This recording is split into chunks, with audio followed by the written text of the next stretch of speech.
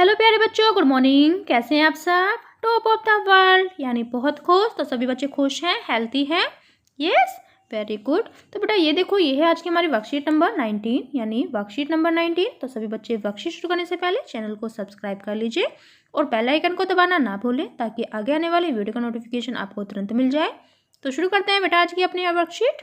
तो ये देख लीजिए, ये आज की हमारी वर्कशीट है।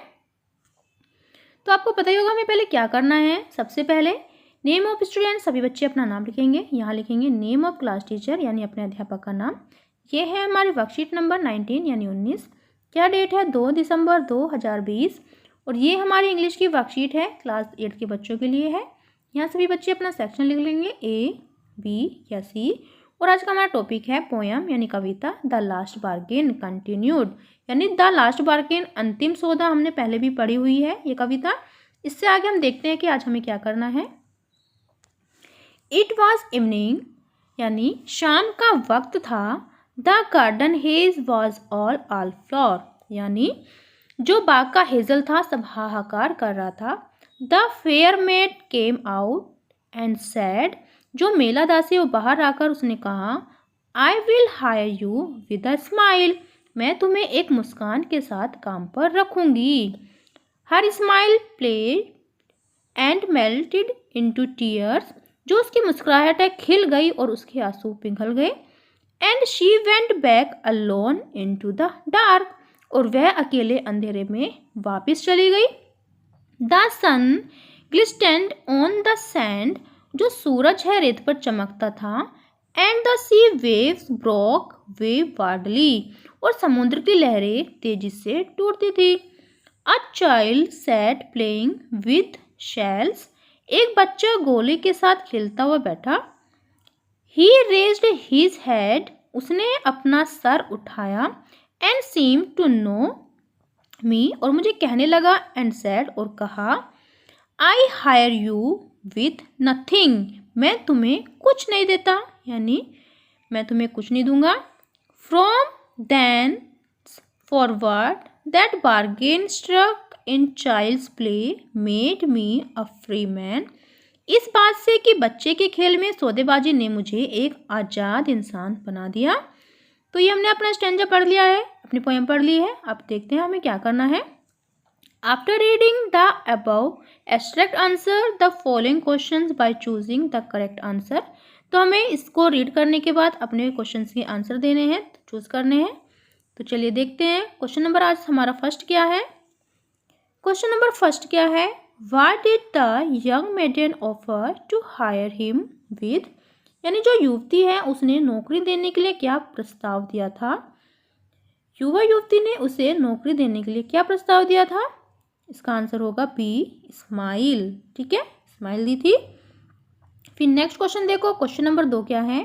The word all flower means, यानी जो शब्द है ऑल फ्लावर, इसका मतलब क्या है?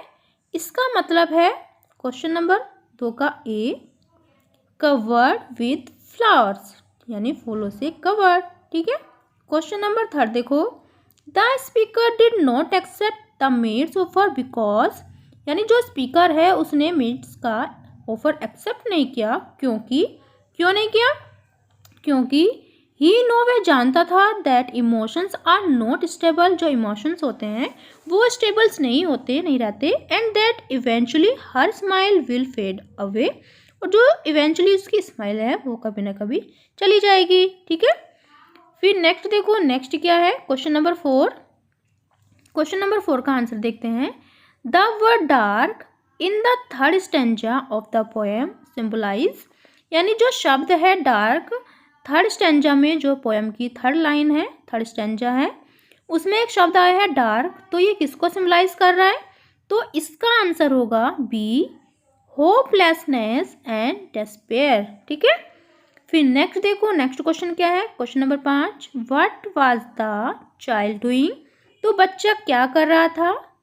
इसका आंसर होगा B, playing with sea shells. ठीक है। फिर नेक्स्ट देखो, क्वेश्चन नंबर 6 क्या है? क्वेश्चन नंबर 6 है, what did the child offer to hire him with, तो बच्चे ने उसको किस ऑफर के साथ हायर किया? तो इसका सही आंसर होगा बी, नथिंग, कुछ नहीं। ठीक है। फिर नेक्स्ट देखो क्वेश्चन नंबर 7 का है, find in the poem a line that match the following. क्या है? I have nothing to give you except goodwill and chair. यानी जो पोएम की जो लाइन है इसको आपको मैच करना है किसके साथ, कि I have nothing to give you, मेरे पास कुछ नहीं है देने के लिए आपको, सिर्फ गुडविल एंड चेयर के।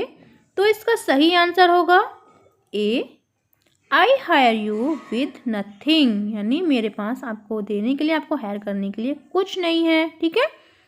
फिर नेक्स्ट देखो क्वेश्चन नंबर 8 क्या है, why does the man accept the child's offer. यानी जो आदमी है उसने बच्चे के ऑफर को क्यों एक्सेप्ट किया। तो इसका सही आंसर है क्वेश्चन नंबर 8 का आंसर होगा A, it made him a free man. ठीक है, क्योंकि यह उसको एक आज़ाद इंसान बनाता है। तो बेटा ये थी आज की हमारी worksheet. Covid appropriate behaviour message, keep maintaining physical distance of 6 feet या 2 यार्ड्स। कोरोना जैसी महामारी से बचने के लिए आपको 6 फीट या 2 गज की दूरी को मेंटेन करके रखना है। तो सभी बच्चे इसका रिप्लाई करेंगे। और बेटा वीडियो को लाइक कीजिए और सभी दोस्तों के साथ शेयर कीजिए। तो मिलते हैं कल नई वर्कशीट के साथ। आपका दिन शुभ हो। Have a nice day. Bye bye बेटा।